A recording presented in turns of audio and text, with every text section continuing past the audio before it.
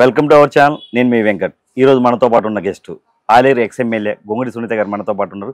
చాలా విషయాల గురించి మాట్లాడదాం. నమస్కారం మేడం. నమస్తే అండి. ఎలా ఉన్నారు మేడం? గుడ్, బాగున్నాను, థ్యాంక్ యూ. మేడం, మీరు మొన్న ఒక ప్రెస్ మీట్లో బీర్లా ఐలే గారి మీద కొన్ని ఎలిగేషన్స్ చేశారు. యా, ఆయన బీర్లా ఐలే కాదు, భూదందాల ఐలే అని. అసలు ఏంటి ఆ భూదందాలు?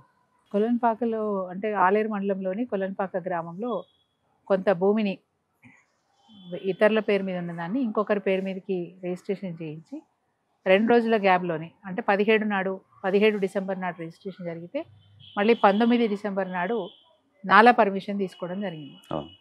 వెంటనే నాలా పర్మిషన్ తీసుకున్నది 19, 20 తారీఖు, 21 తారీఖు, 23 తారీఖు ఆ ల్యాండ్ని 7 ఎకరాల 27 గుంటల ల్యాండ్ని 154 మంది పేరు మీదకి రిజిస్ట్రేషన్ జరిగింది.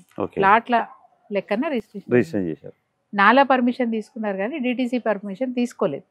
తీసుకోకపోవడం వల్ల అది అక్రమంగా జరిగినట్టే. ఒక మండలాధికారికి కానీ ఒక సబ్ రిజిస్ట్రార్ కానీ అంత ధైర్యం ఉండదు పనిచేయడానికి. ఎవరో ఒకరు ప్రభుత్వంలో ఉన్న వాళ్ళు ఇన్సిస్ట్ చేసి ప్రెషర్ పెడితే తప్ప చేయరు. రెండోది ఏంటంటే దీనికి ఆధారం ఏంటి, ఎవరో చేయొచ్చు కదా అని కూడా అనొచ్చు. ఆధారం ఏంటి అంటే వంటల జంగయ్య అని అతను భూ యజమాని.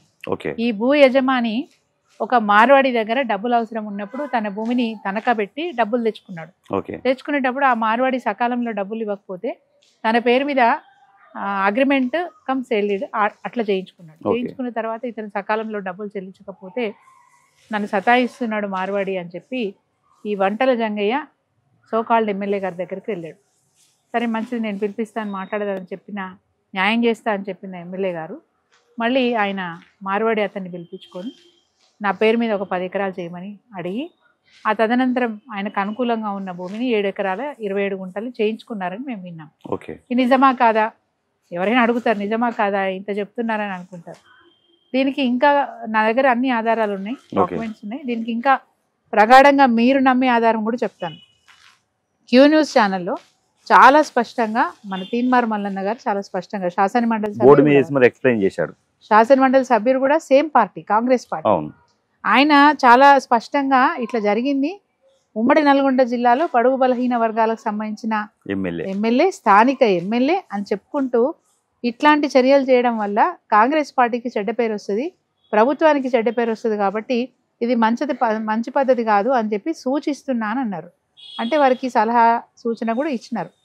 స్పష్టంగా అర్థమైపోతుంది ఇంట్లో ఎవరు ఇన్వాల్వ్ అయినారు. ఇంకొక ఆధారం దొరికింది ఏంటంటే సోకాల్డ్ వంటల జంగయ్య గారు ఇక్కడ నాకు న్యాయం జరగలేదని శాసన మండలి సభ్యుల దగ్గరికి వెళ్ళారు, తీన్మార్ మల్లన్న దగ్గరికి వెళ్ళారు. అది 7 జనవరి. నాకు తెలియకుండా నా భూమిలో డిటిసిపి లేఅవుట్ పర్మిషన్ లేకుండా 7 ఎకరాల 27 గుంటల భూమిని 154 మంది పేర్ల మీద రిజిస్ట్రేషన్ జరిగిందని చెప్పి తన కంప్లైంట్లో చాలా స్పష్టంగా మెన్షన్ చేస్తూ మరి శాసన మండలి సభ్యుల దగ్గరికి వెళ్ళారు.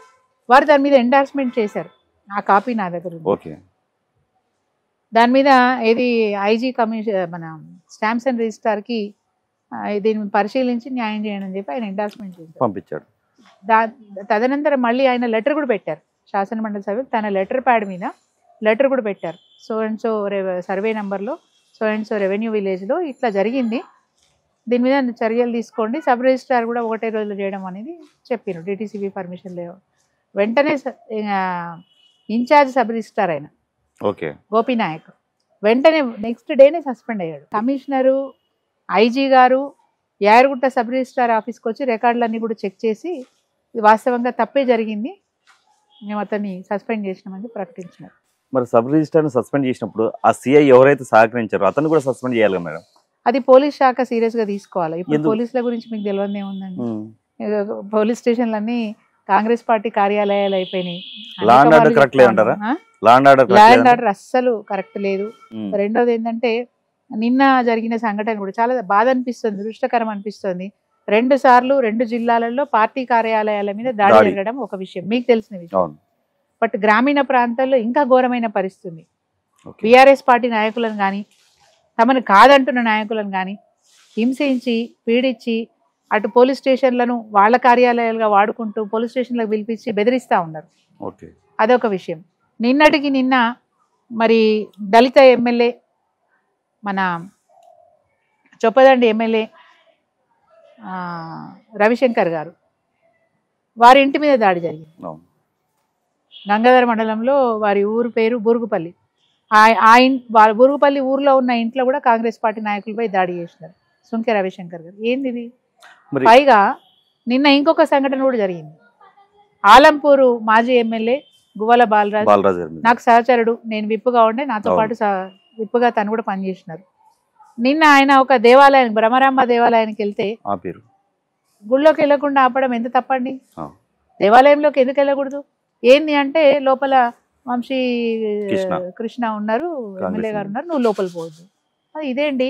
దేవాలయంలో ఎవరుంటే ఏంటి, ఎవరు పోతే ఏంటి? అందరికీ ఆహ్వానం ఉంది. ఆహ్వానం మేరకు ఆయన ఫ్యామిలీతో వెళ్ళారు. ఇప్పుడు ఆయన ఎమ్మెల్యే మేడం. ఒక గతంలో మరి బాలరాజు గారు కూడా ఎమ్మెల్యే కదా, ఎమ్మెల్యే విప్ కూడా పనిచేసినారు. ఒక దళిత ఎమ్మెల్యే ఏంది అది?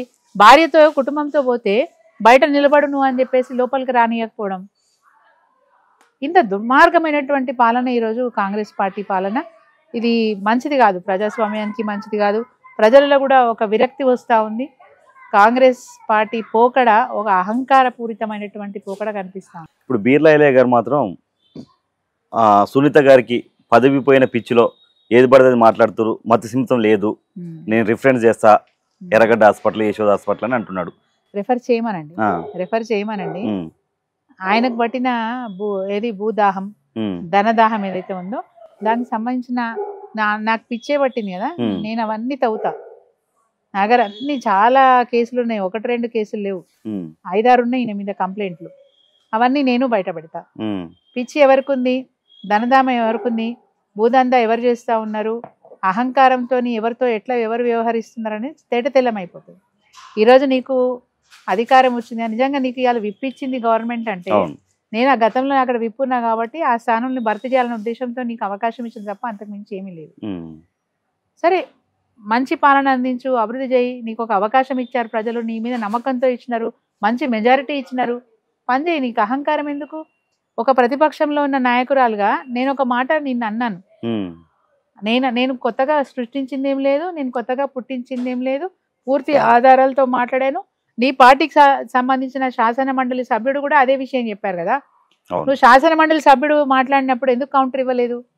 ఈరోజు నేను చెప్పినప్పుడు దానికి ఎందుకు కౌంటర్ ఇస్తున్నావు? పైగా ఏం సంస్కారం నీది? చదువుకున్న సంస్కారమేనా నీది? అదేనా నువ్వు మాట్లాడేది? ఒక మహిళల పట్ల ఎట్లా మాట్లాడాలి అనే వ్యవహారం కూడా నీకు తెలియదా? ఏం మాట మాట్లాడుతున్నావు? నాకు పిచ్చి పట్టింది, సరే, మరి నీకేం పట్టింది? ధనదాహ పిచ్చి పట్టింది నీకు, భూదందాల పిచ్చి పట్టింది నీకు. మొన్న సాల్వో ఎక్స్ప్లోజివ్స్లో కూడా నువ్వు, నీ ఎమ్మెల్సీ, నీ సీఎం ఆఫీస్లో ఉండే అయోధ్య రెడ్డి, మీ ముగ్గురు చేసిన భాగవతం కూడా బయటపడ్డది కదా. స్వయంగా బిగ్ టీవీలో, నీ పార్టీకి సంబంధించిన బిగ్ టీవీలో స్టోరీ వచ్చింది, తర్వాత ఒక పత్రికలో కూడా స్టోరీ వచ్చింది. ఏం చేసారు? మసిబూసి మారడిగాయ చేసిందా లేదా? ఈయన చిట్టా విప్పితే చాలా ఉంది.